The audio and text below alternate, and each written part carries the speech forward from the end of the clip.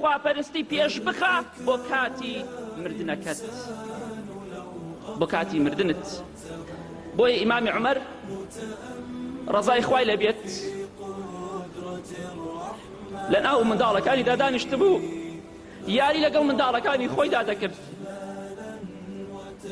خەلیفە ئیماندارانە گاڵتەکردن لەگەڵ مناڵی خۆیدا خۆشەویستی بۆ منداڵی خۆی بە عەیب و شەرمەزاری نازانێت، چکە لە پێغەمبەری خوا صلی الله علیه وسلم فێری ئەوە بووە کە ڕێز لە منداڵ بگرێت، بە شەرمەزاری و عەیبەی نازانێت ڕێزگرتن لە منداڵ و ماچی منداڵی خۆی بکات، وەکو هەندێک لە ئێمە بە عەیب و عاری دەزانێت.